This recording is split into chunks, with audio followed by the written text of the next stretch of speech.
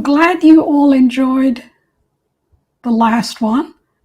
And as I mentioned, I'm going to start helping you with the techniques of impromptu speaking. For those of you who are new, I'm Deepti Rao. I am a storytelling coach and I'm also a public speaker. So this is something that I like doing and I enjoy doing and sharing some of the techniques I've learned. So how did you feel about last session that we had? I hope you were able to get some things out of it. And again, as I was explaining last time, I'm doing this on my own. So at times I might be looking at things on this side or somewhere else. It's only because I am a little distracted like I'm doing now.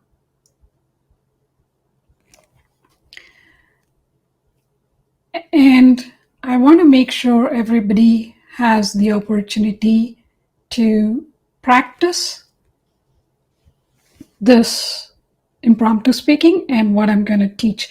My goal is to keep this under 35 minutes if I can. I will try and maintain that because I know it's a long time for people to be on. So let me get started. And as I was saying, if you want to join me, please DM me on Twitter and I will send you a link so you can hop on this video.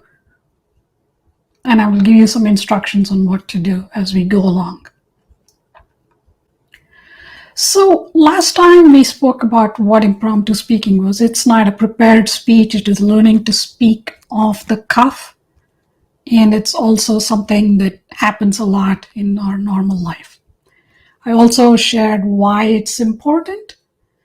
It helps you organize your thoughts more effectively. It helps you be more interesting. And it makes it where you are able to express what you want to say very concisely. I shared why many people don't do it. The biggest one is fear. The second one is not everybody has learned how to do this. So this is the reason why I'm doing it, so people can learn rather than just trying to wing it, so to speak. If you want more details on what I did share, please watch the other one. I have a link below this video, or when it's there, I will put it up in the description below. I also shared tips. So here were the tips I shared last time when you're starting out. When somebody asks you a question, or in this practice, when I give you the prompt, take a moment. Don't be afraid of silence. But don't just go on saying things that you feel like, oh, maybe I should not have said that. So take a moment, gather your thoughts, calm yourself. You'll be very nervous. I'll give you enough time to take a deep breath. Follow a structure. And that's what today I'm going to teach one. I have at least 15 more of these. And I will teach you one that is easy and quick. Last time I showed you how to do threes. The other thing is don't talk too much. That's why I limit it to 3 minutes. And when you're starting out, I also tell a story. It's easy to tell a story. It could be a story from your own life. It could be something you heard before. It could be something you read before. It could be something you saw in a movie. Take a story and try to convey your point through that story. And the other one is rule of 3. Last time I did the rule of 3 and showed you how. If you're interested, watch that video. The last one is don't panic. When you're starting out, you're definitely going to mess up. I messed up a couple of times and I still do. It is not perfect. It's not a science. It's an art. So in art, there's always imperfections that you just keep on improving on. So with that said, are you ready for the first framework I'm going to share? This is the first framework I want to share. People call this as the pendulum. Here what it is. If somebody asks you a question, do you like this or that? You start with one side. You say, okay, this is what I believe it is, and this is what it is. And then explain what you feel about that side. Don't just say, this is what it is, and then go on to the next one. Explain what that is, that side, your view of it. Then swing to the other side and say what you think about that. Your opinion is what somebody's wanting to hear. That's why they asked you, do you like this or that? And then choose your side. Then say, I don't know if I like this or that, but this is what I like. So let me demonstrate one. Okay, I'm trying to think of a question here. I would say people might ask, do you like coffee or tea? So first you say why people like coffee. You don't say I like coffee. You say people like coffee. Coffee has been in there for generations. It's a very great drink. It's healthily, on health wise, it's not, that's your view, right? You're explaining your view. From the health perspective, it doesn't have many impacts. It is widely available. You can get it anywhere in the world. It is also something that can be consumed in different versions. You don't just have to drink coffee. There's coffee flavored toffee, there's coffee flavored ice cream. So there are a lot of ways that you can consume coffee. Tea. Tea is also a drink that has been there for many generations. Tea is very critical in that it has to have the right amount of what it needs to have the right. See, this is where I'm also learning. My view is that tea has to be done, brewed correctly. It has to steep for so much time. Tea is a very delicate drink, in my opinion. I'm talking about tea as in the tea leaves, not the herbal tea. So that's my opinion. So I like coffee. And here is why. I think coffee can be consumed in many different ways, and coffee is widely available, and it's really hard to mess up coffee. And it has so much caffeine in it, which keeps me awake. And that's why I like coffee. So you see what I did there. I started with one side. I explained my view. And then I went to the other side, why tea is, and what my view was. Then I said, I choose coffee. I choose coffee because of this. So this is the way you can use this framework for many things. And I'll tell you, we might think that this is only when you're doing this impromptu speaking in this kind of a environment that happens. No. This, you could use this technique at work. At a meeting, when somebody says, okay, we want to know what you think, you can say, I like what he proposed, and this is what his view is, and this is my view. And then say, you know what, she had a good idea, and these are why these ideas are also valid. And then say, but you know what, I like his idea, because I understand it better. You could also use this when you're trying to resolve some conflict. If you have kids and they both are arguing about, okay, my side is right or your side is right, you can use this rather than just saying, no, I just pick her side. Instead of saying that, you communicate with them and say, I see what you're saying, I understand what you're saying, but I also see what this other kid is saying, and so I'm going to take this, and this is why.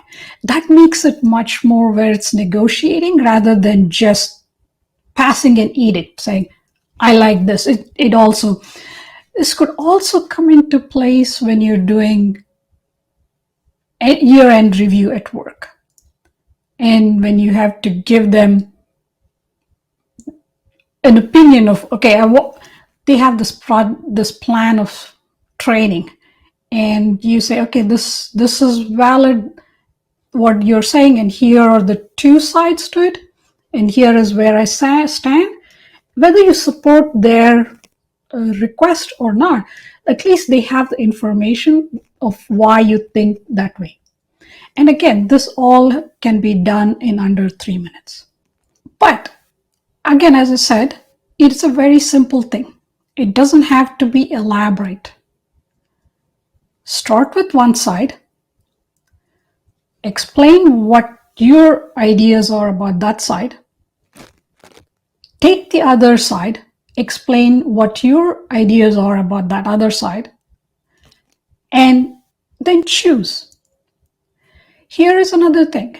You don't have to have this framework in your mind when you start answering or when you try to use this. You can start with something, but then you realize, okay, I think I need to explain both sides because I see what the validity of both sides are. And then tell them why I'm going to take this side. Right? So you don't have to have this preconceived idea that you're going to use this. But if you practice this for some time, practice this on its own. Make up your mind that you are going to use this and practice this. Practice how to use this. You're not trying to win an argument, but you're trying to see the two sides of the argument and say why you like something, or why you want to stay on why you like. I don't like going on why I don't like that, rather than if you say, I like this because I think these are the things. So start with one side, go to the other side, and choose a side and say why, and end with that. And you can do this very quickly. But remember, you don't want to say, coffee is this, tea is that, and I like coffee. That kind of doesn't tell the other person why you feel that way. But if you explain it to them, it makes it much more interesting. So I'm going to share, like I did the previous time, I'm going to share a prompt. And again, this is random generated. I have no idea what they are. Okay, so here are 5. And I think the best one that works for this is, which do you like better?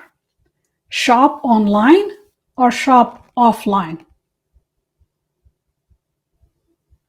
I'm going to choose the shop online or shop offline because it blends well to the two sides.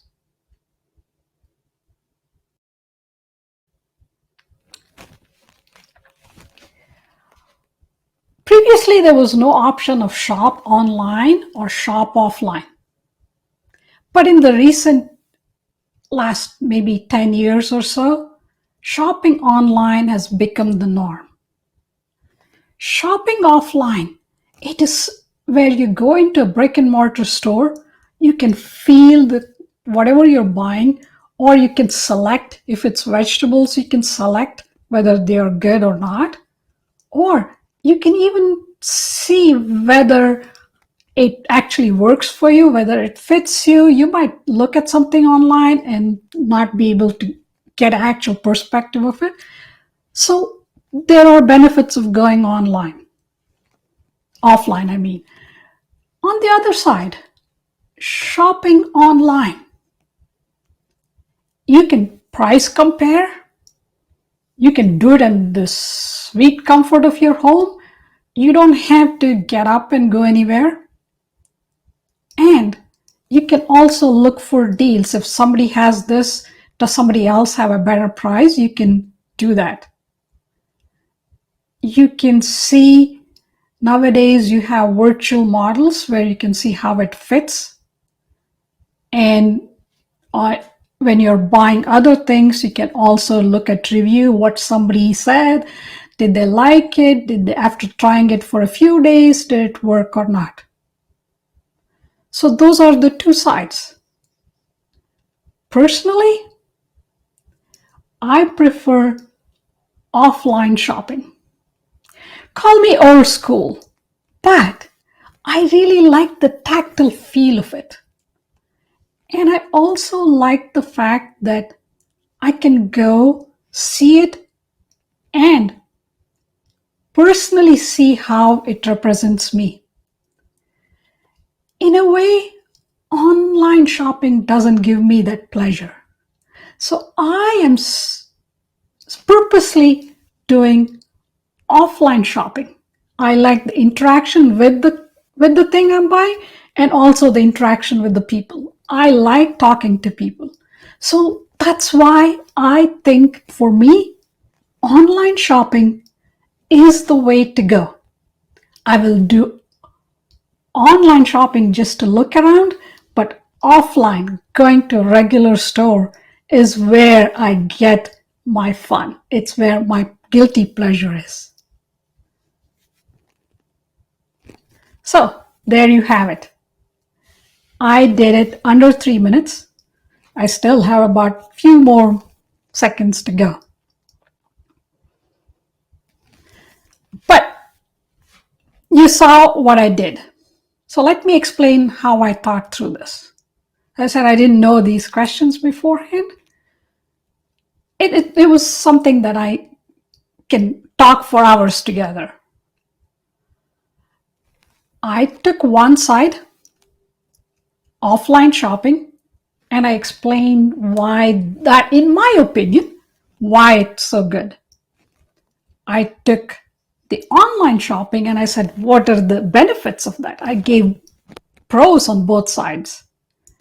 And then I said, hey, me, I like going to a regular store. I'm old school. So that's how you use this framework. You're still conveying what your opinion are. You're not saying, oh, those people who do online shopping. You're not doing any of that. You're just telling what your opinion is. So that's because the question was, do you prefer online shopping or offline shopping? So that's how you do it. But I wanted to show, if you fail, how you do it, how you recover from it. Taking the same example of offline shopping and online shopping. One of the ways you could fail is you start talking about it for so long about one side that you don't give enough time talking about the other side. So let me explain again. Let me start the timer, and I'm going to purposely mess it up so I'll show you how not to do it. That's a good question. Online shopping, offline shopping. You know, online shopping, it's so good. You could sit at your desk and you could do all different comparison, and you could also share with your family whether you want to do it. And these days there are so many deals. You can cut coupons. You don't have to do the newspaper coupon clipping. You can do all of that And it gives you so much more control over what you can do, what you want to see. You don't need to actually go to a store to see all of this. There are so many things these days that make online shopping so much more convenient. When you want to buy glasses, for instance, there are these great stores like Warby Parker where you could try on the glasses, and they have where you could virtually see yourself. Does this glass fit? Does that? And then you can also do a screen capture and then compare. Does the round glasses look good, or the square, or the frameless, or this fancy one? There are so many ways you can do this. And online shopping, it is delivered to your home. You don't have to drive anywhere. And if you are into one of those companies where they do same day delivery or next day delivery, you can get all of them. Hey, it's like instant gratification. You don't even have to go anywhere. And you always get the newest things. You always have new things because they don't do with the inventory issue. There's always stock. So you always get the things. And you could also do this. You could do a price watch. So you're not willing to pay $200 for that camera. But you say, okay, if it gets to 99, I will buy it. So you can put a price watch and then say how you're going to do it. And that's why I think offline shopping may work for some people, but I'm more of an impulse buyer. So I get my things mostly online. And it is so much fun. You can return it for no cost. It's shipping free and free returns. Isn't that the greatest thing?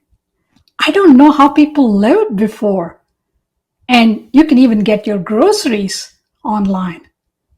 I never knew that was a possibility. Okay, so there you saw it. I did not explain anything about offline shopping. I only went in online shopping. And here is the problem. You only spoke about what you like. You're so excited about it. You talk a lot. But the other person asked you, do you like online or offline? Yes, you did explain that you like online based on what you were talking, but you did not even touch on what the offline shopping was. In this case, it was, but there are things where you want to, when especially at work, when you're trying to judge whether one solution is better or another, you always want to weigh both the pros and cons. So what do you do when you are in this situation where you just go on ranting and talking about just one side? As soon as you realize you've been going on for a while. So let's say I was at a minute of talking about how excited I was about online shopping. Then you quickly, let me show it. So you were talking and like, oh, you can put a price match on this, you can get this. But you know what? Let me go and tell you what offline shopping offers. Offline shopping, you get to feel it, you get to wear it, and there are many times where, especially when there are these big sales, you get them only when you're in the store.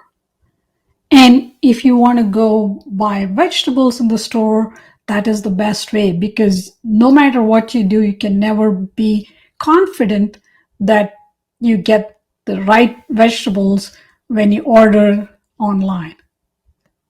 And then quickly come back. So you have to realize, and let's say you went all the way, and before you say, this is why I like online shopping, quickly say, you know what, I took a lot of time about just telling you why I like online shopping. So if you have a minute, I can go back and tell you what are the benefits and what I think about offline shopping, going to the regular store. So you can once you realize you've spoken for a little bit and realize you did not even touch on the other side of it, go back. I will demonstrate one more where you are trying to give an explanation and how you kind of run through it. Okay, so online, offline shopping. Online shopping is the best thing because it's very convenient. I don't know how there are some things that I could possibly get if I had to go to a store. Offline shopping, there are some things that are best done offline. I was giving the example of going to a grocery store, or if you want to buy a very fancy pair of sunglasses, it's best to go to a store. And so for me, I think just going online shopping saves you a lot of time, saves you effort, and this is the best way to go. So there you saw, I did not take even 1 minute, and I just ran through, I gave one of each. And it's hard for somebody to agree with you and actually extend the conversation. You're trying to extend this conversation. So if you give them more points on why, they can come back and say, oh, I also do that too. I put the price watch and this is what I do. So don't try to rush. If you're very nervous, take it slow, take it some time. And if you want to use 3 points again, online shopping, here are 3 points. You don't have to tell them here are 3 points. You could, but in general, when you're doing a conversation, you don't say, okay, I'm going to tell you 3 points, right? So if you want to make it more conversational in your mind, you say, I'll give them 3 points of why I think online shopping and 3 points why offline shopping has the benefits, and then say, but this outweighs or that outweighs. So in your mind, think of 3 points to give. So this will help you. You're only saying 3 rather than just rambling on like I showed you. You just say, I like online shopping. It's convenient. You can do price match and you don't have to go anywhere. Offline shopping, you can pick what you want. You can actually feel it, and it works for some occasions. So those are the 3 points. So this will help you kind of have this framework. So start saying, what is this side? What is that side? What are the points? And then why I chose that side, or whichever one you want to do. You could, next time I can show you what you can do when you don't want to pick sides. But there are times when you want to pick sides. It is okay to pick sides. It's not just being neutral. Neutral always makes you boring. If you pick a side, you show your excitement. So pick a side. Even when you pick a side on the controversial side, if you explain why you think, what your opinions are, it is much more agreeable. It's much more palatable to the other person. If you just say as an edict, I like this, everybody should like this, that doesn't make it right. And when you're doing this or that, when you're doing this pendulum framework, you're also acknowledging that you see the benefits of their other side, even though you're picking the controversial side. It's okay. Last time when I told you, you have to be interesting. You don't want to be boring. You want to make sure that you are interesting and you're also interested in the other person. So that's one way of picking a controversial side and saying, I do this. I know it's not a very popular opinion, but these are the reasons why I do it. So the other person then knows why you're doing it, rather than just saying, oh, she's just she's out in the boonies. So this is one way you could use this framework. So at this point, I think I've demonstrated how to do it, what to do when you kind of mess up, and how to recover from it. And I also explain where you could use this. And don't be afraid, as I said, don't be afraid to pick something that is controversial.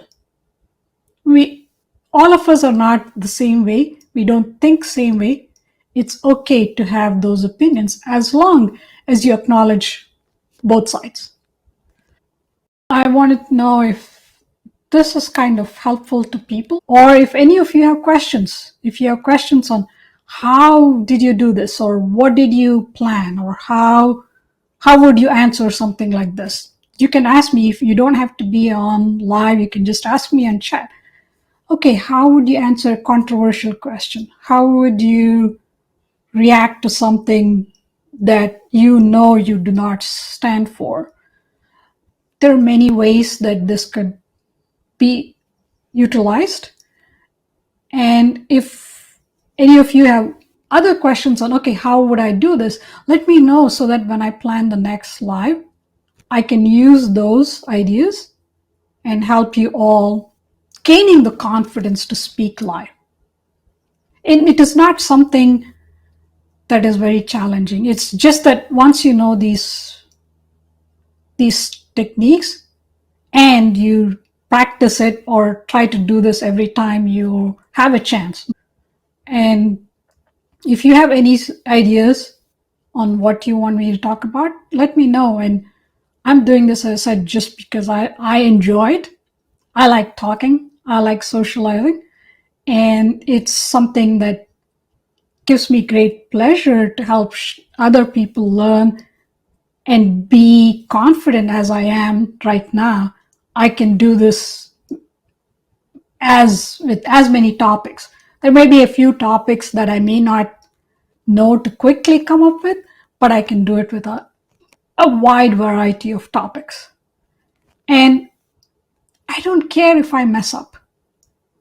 So I want you all to get that confidence, how to be engaging, how to be interesting, how to be more communicative.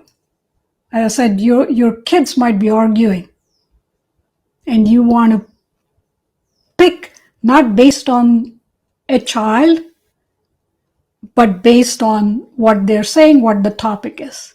And this will help you, this framework of saying, okay, there are two sides, I see the two sides, and this is, on this occasion, this is what I'm choosing. So this could be in anything. It could even be during your job interview. Somebody asks you, did you have a challenge and how did you face it? You could say, there was this challenge and there were these two ways I could do it, and this is why I chose this way. So there are many ways where you could use this framework. So there you have it. And if there are any other questions or comments, let me know. I hope you all enjoyed this